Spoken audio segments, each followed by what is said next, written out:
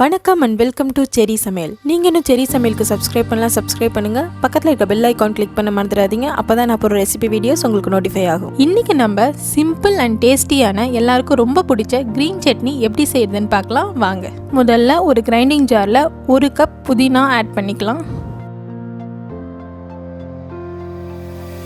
1/2 cup கொத்தமல்லி add பண்ணிக்கலாம். So 1 cup புதினானா 1/2 cup கொத்தமல்லி ஆட் பண்ணோம். நிறைய பேர் 1 கப் கொத்தமல்லி ஆட் பண்ணிவிட்டு 1/2 கப் புதினா ஆட் பண்ணுவாங்க. பட் ஒன்ஸ் நீங்கள் இந்த மாதிரி ட்ரை பண்ணி பாருங்கள். புதினாவை அதிகமாக யூஸ் பண்ணி பாருங்கள். ஃப்ளேவர் ரொம்ப நல்லா இருக்கும். ஒரு மீடியம் சைஸ் வெங்காயத்தில் பாதி கட் பண்ணி எடுத்து அதை இப்படி ரஃபாக சாப் பண்ணி ஆட் பண்ணிக்கலாம். 2 பச்சை மிளகா ஆட் பண்ணிக்கலாம். இது பெருசாக இருக்கிறதுனால நான் இந்த மாதிரி உடச்சி போட்டு ஆட் பண்ணிக்கிறேன். உங்களுக்கு காரத்துக்கு எக்ஸ்ட்ரா வேணா நீங்கள் இன்னொரு மிளகாவும் சேர்த்து ஆட் பண்ணிக்கலாம். ஒரு 3 பல்லு பூண்டு, 1/2 துண்டு இஞ்சி ரஃபாக சாப் பண்ணி வச்சுருக்கேன். அதை இப்போ ஆட் பண்ணிக்கலாம். பெரிய சைஸ் பூண்டு இருந்துச்சுன்னா நீங்கள் 2 பூண்டு மட்டும் சாப் பண்ணி ஆட் பண்ணிக்கலாம். 1 டேபிள் ஸ்பூன் அளவுக்கு எலுமிச்சம்பழம் சாறு ஆட் பண்ணிக்கலாம்.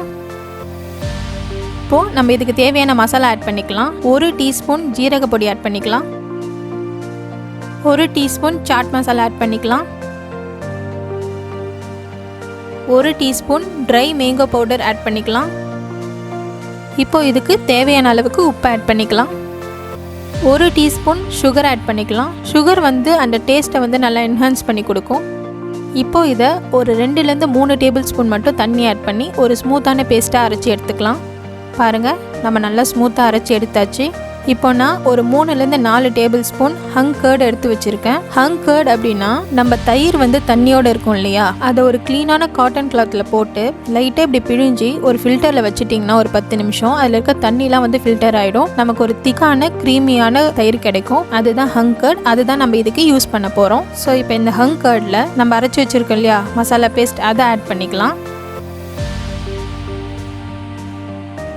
அதெல்லாம் ஆட் பண்ணிவிட்டு இப்போ இதை நம்ம நல்லா மிக்ஸ் பண்ணி விட்டுக்கலாம். சப்போஸ் நீங்கள் வீகனாக இருந்தீங்கன்னா தயிருக்கு பதிலாக வேர்க்கடலையோ இல்லை பொட்டுக்கடலையோ ஆட் பண்ணி கிரைண்ட் பண்ணி யூஸ் பண்ணிக்கலாம். ரொம்ப நல்லாயிருக்கும். இந்த க்ரீன் சட்னி பன்னீர் டிக்காலேருந்து ஸ்டார்ட் பண்ணி chicken tikka, tandoori chicken, grill chicken எல்லாத்துக்குமே ஒரு பர்ஃபெக்ட் டிப்பாக இருக்கும். இது ஸ்நாக்ஸ் ஐட்டத்துக்கும் டிப்பாக யூஸ் பண்ணலாம். இதை நீங்கள் ஒரு சாண்ட்விச் சட்னியாகவும் யூஸ் பண்ணலாம். பாருங்கள், ஒரு சூப்பரான பர்ஃபெக்டான க்ரீன் சட்னி ரெடி ஆகிடுச்சு. ஸோ க்ரீன் சட்னியில் அந்த மெயின் இன்க்ரீடியன்ட் அப்படியே தான் இருக்கும். ஒரு சின்ன வேரியேஷன் தான் பண்ணுவாங்க. பட் அதில் தான் அந்த டேஸ்ட் கொஞ்சம் வேரி ஆகும். நான் நிறைய க்ரீன் சட்னி எக்ஸ்பெரிமெண்ட் பண்ணி பார்த்துட்டு எனக்கு பர்சனல் ஃபேவரட்டாக இருந்துச்சு இது. அதனால தான் நான் உங்கள் கூட இதை ஷேர் பண்ணுறேன். கண்டிப்பாக ட்ரை பண்ணி பாருங்கள். ரொம்ப நல்லாயிருக்கும். ட்ரை பண்ணி பார்த்துட்டு உங்களோட ஃபீட்பேக் என்னென்னு என்னோட கமெண்ட் செக்ஷனில் ஷேர் பண்ணுங்கள். தேங்க்யூ.